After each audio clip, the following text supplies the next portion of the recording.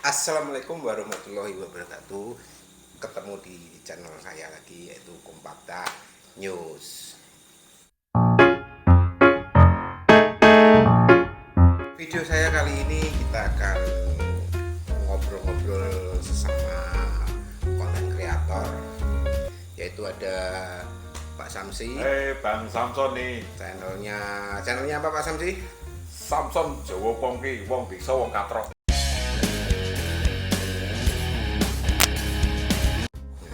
Dan Mas Bro, channelnya apa Mas Bro? Misterius.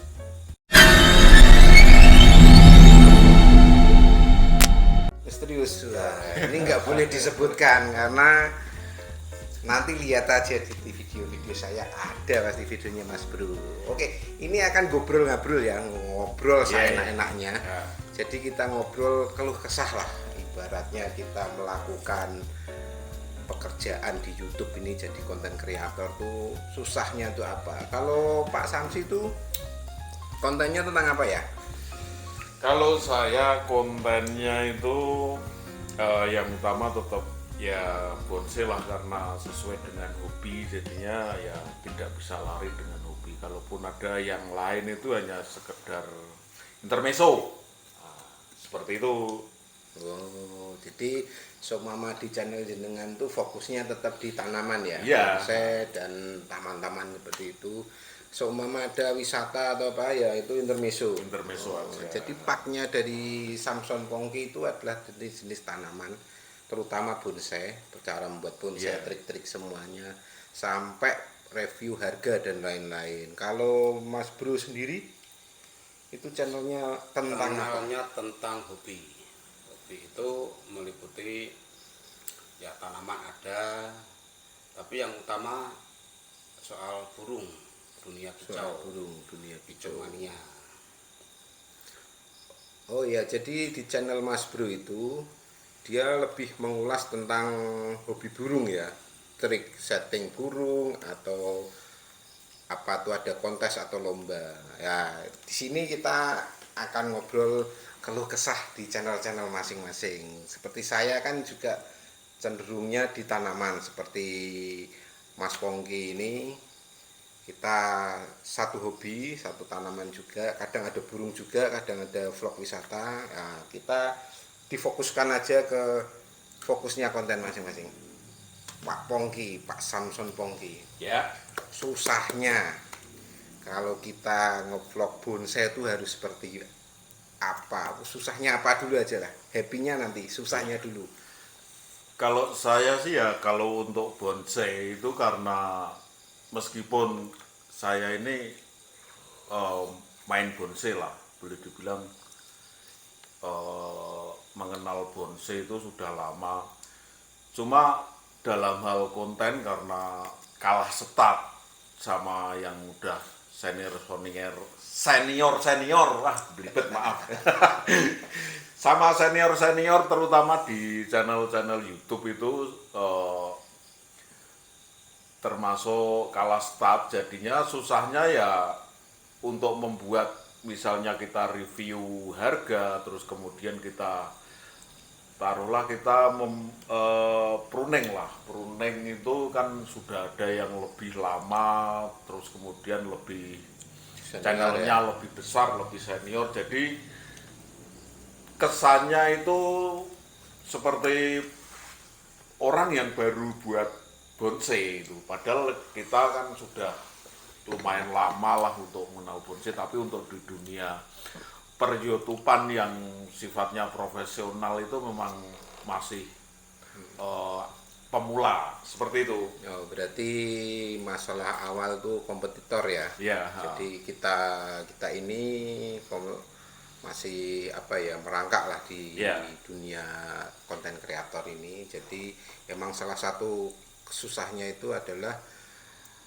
penonton atau viewer itu udah mulai cerdas. Jadi emang kita harus menunjukkan sesuatu yang berbentuk skill ataupun tutorial atau guyonan-guyonan itu yang lebih. Nah, sedangkan konten-konten yang sudah dulu mungkin lebih hebat atau lebih sempurna. Jadi kompetitornya lebih ini ya, kalau dari kicau mania, maksudnya dari hobi burung, paling susah itu apa? Apa perjalanan kita ngambil vlog itu atau harus mengeluarkan biaya banyak atau gimana Pak Bro? Iya, kalau burung itu sama halnya kayak bonsai. Kalau kita ngambilnya sebagai mediator atau kita itu istilahnya sebagai dosen lah, dosen. Kita ngobrol, kita menerangkan sesuatu itu tidak terlalu rumit.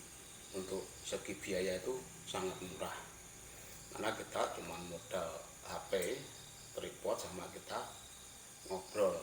Dan susahnya yaitu kalau kita tidak paham di dunia itu, nantinya akan banyak komen yang sama sekali tidak mendukung, atau komen itu dirasa sangat-sangat kurang tepat itu. Kalau untuk konten vlog di dunia kicau itu lebih, menurut saya pribadi itu lebih ke profesional untuk setting dan editor. Karena untuk dia yang vlog itu kan mahal, kita harus pakai DSLR kan, kamera. Kalau kita pakai HP sangat tidak mendukung kalau konten vlog di. Karena untuk vlog itu kita harus nge-shoot satu burung yang ingin kita jadikan topik, kualitas kamera dan di situ ada pemilik. Misalkan nanti kita mau wawancara dengan salah satu pemilik, kita harus nge-shoot burung itu tepat, dan suara itu juga harus mengena. Padahal di situ banyak sekali kontestan, memang ada 60 kan, 60 peserta itu. Jadi di situ kita harus fokusnya ke situ, mengambil gambar juga harus jeli, suara juga harus terdengar. Di situ kita review dengan pemiliknya. Jadi yang memang kalau masalah konten menurut saya itu kok tergantung dari kita.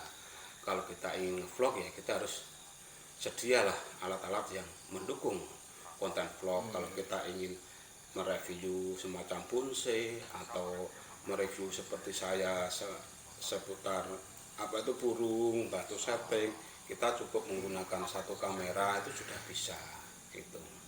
Oh, berarti intinya ini ya, kalau fasilitas ya benar ya. Jadi kalau kita menentukan konten, katakanlah kontes atau lomba burung, itu cenderung lebih berat ya, karena harus memikirkan kualitas video, kualitas suara. Sedangkan di lomba burung itu sendiri kan banyak ya, kita nggak nganu. Kalau emang harus kerjasama sih, katakanlah kita selipkan mikrofonnya di sarangnya itu, atau kita ya emang harus kerjasama, itu emang susah sekali. Dan harus punya minimal kamera yang mendukung. Kalau cuma mengulas tentang skill atau teknik mungkin lebih murah ya, maksudnya kita tinggal pasang HP. Untuk biaya lebih murah, cuman yang dibutuhkan skill itu kekuatan dari pola pikir kita atau kemampuan kita. Karena untuk menjadi seorang dosen itu kan perlu wawasan tuh yang benar-benar di atas rata-rata. Ya seperti halnya si Samson Pongki ini. Dia tuh setahu saya tuh bonsai udah jadul. Jadi dia tuh keluaran tahun lama. Cuman dia itu kalah setar sama yang itu yang lebih paham tentang dunia YouTube. Sebenarnya dia tuh udah bonsai tuh dari tahun berapa ya? Kalau saya tahun 90-an ya. Iya, lama. Waktu ada itu. Tapi kan nggak ada kata terlambat. Waktu naik-naiknya Jemari, waktu itu saya ingat dia sudah itu bonsai. Kalau tidak salah itu bonsai dari Jepang tuh apa itu dulu tuh. Yang Lohansung ya. Kalau tidak salah itu waktu dari itu Cina itu Lohansung. Cina itu dia sudah menekuni dunia bonsai, tapi waktu itu belum ada yang namanya Android. Adanya HP-HP jadul. Kalau tidak salah HP-nya Pongki itu 3310 kalau tidak salah. HP jadul yang tolulit itu. Dan YouTube juga kan enggak semeriah ini ya. Jadi orang berpikir untuk cari penghasilan di YouTube tuh enggak serame ini. Emang masih banyak yang gaptek lah, gagap teknologi. Dan sampai sekarang pun saya itu masih gaptek loh. Ya aslinya memang gitu, dulunya itu ya pengen sih ya. Saya cuma banyaklah channel-channel yang kadang itu memang channelnya besar, tapi ya maaf saja kadang kan dalam dunia bonsai masih kurang, tapi karena terlalu banyaknya bonsai pemula sehingga kan mereka ini nggak sampai. Itu ada kok salah satu channel yang ketika ditanya master, tanya ini, dia hanya menjawab saya bukan master. Ada itu salah satu channel yang seperti itu. Jadi Bonek ya, jadi nekat. seperti itu ya, karena di dunia YouTube ini saya kalah star ya, yes pokoknya yes, dianggap saja hiburan yang nantinya itu bisa Siapa tahu jadi penghasilan. nah seperti itulah. Jadi berharap iya tapi tidak ngoyo lah, seperti itu. Ya emang sebagian besar ya. Emang awal mula kita jadi konten kreator tuh awal mula emang dari iseng ya. Maksudnya iseng tuh iseng-iseng berhadiah lah. Iya. Jadi kita bernyoba ternyata bisa menghasilkan itu luar biasa. Ya siapa tahu kita channel-channel masing-masing kita berkembang. Jangan lupa tetap kita disupport karena viewer atau teman-teman konten kreator lainnya sangat berpengaruh dengan apa ya, sesuatu yang membuat kita lebih semangat. Kalau kita bikin konten udah susah-susah, nggak ada yang lihat, nggak ada yang yo sedih juga. Lihat sendiri. Mertua, anak, istri, menantu, cucu suruh lihat. Nah sekarang kan itu susahnya ya, sekutip susah, walaupun banyak sekali ya, tapi kita kan nggak mungkin membahas semuanya. Ya mungkin sekarang kita happy-nya aja lah, senangnya aja. Kalau Mas Pongki, Pak Son Pongki ini YouTube-nya berapa lama, sudah dimonet atau sudah berpenghasilan atau seperti apa? Untuk saya bergabung secara resmi dengan channel YouTube itu tanggal 3 Januari. Jadi untuk tanggal 3 Mei kemarin itu mungkin sekitar 4 bulan ya. 4 bulan ya belum dimonet sih. Ya berharap mudah-mudahan dari sahabat-sahabat bonsai khususnya bisa mendukung lah channelnya Bang Samson untuk bisa tidak tidak merangkak lah, berdiri terus, kalau bisa lari terus dapat trofi. Sip. Nanti pas di kolom judul nanti saya add nih channelnya Samson Pongki dan channelnya Mas Bro Lover ini, nanti bisa dilihat di situ ya. Nanti teman-teman semua bisa klik di situ. Jadi kita sama-sama support lah. Nah, kalau channelnya Mas Bro ini gimana? Maksudnya posisinya sekarang, tapi saya dengar tuh Mas Bro udah berpenghasilan. Jadi mungkin kita bisa share di sini seberapa happy kalau dapat penghasilan sampai dimonet seperti itu. Sebenarnya kalau kita ingin membahas ke dunia YouTube dari yang pertama awal sampai akhir itu bisalah nanti kita sambung di obrolan selanjutnya ya. Yeah. Untuk happy atau untuk sekedar masukan untuk rekan-rekan yang masih pemula gitu ya. Kalau saya itu pertama gabung di dunia YouTube itu tahun 2019. Di tahun 2019 waktu itu saya cuman butuh waktu 4 bulan langsung Luar biasa ini. dapat monet waktu itu.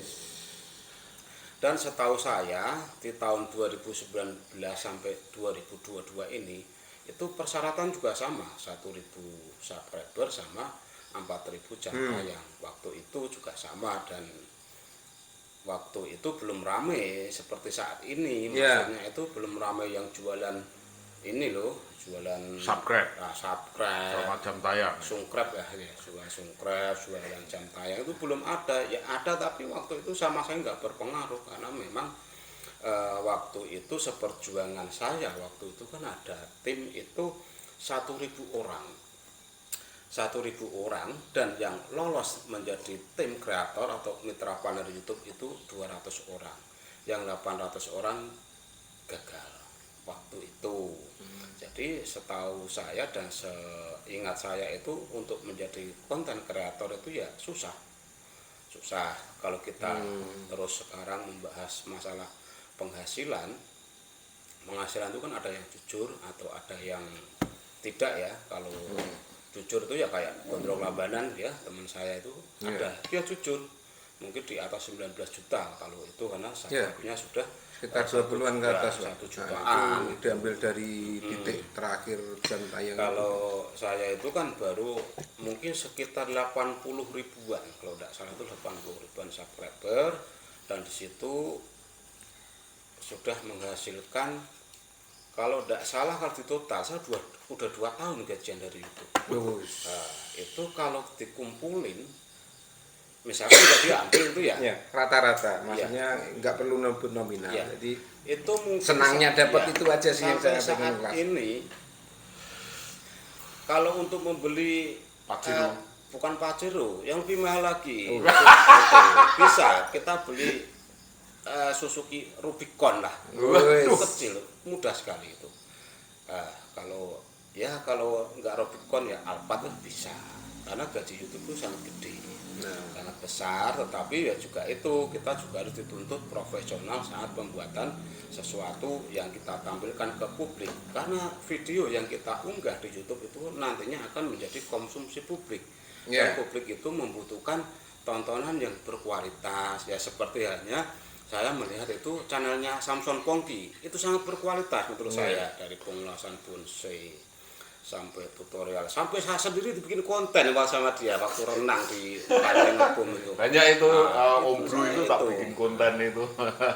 Karena memang dalam dunia YouTube itu kita diberikan 5 kategori.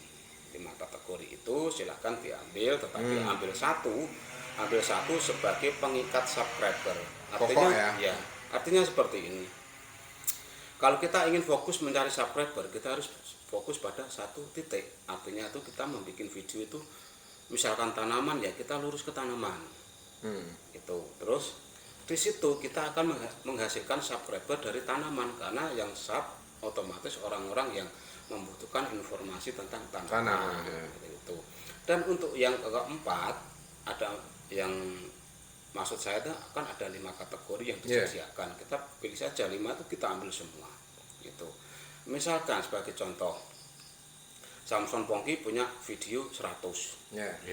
Yang 80 itu tanaman. Dan yang 20 ambilkan dari 4 kategori yang ada. Kategori itu kan ada kategori pariwisata, seperti halnya vlog seperti saya dulu.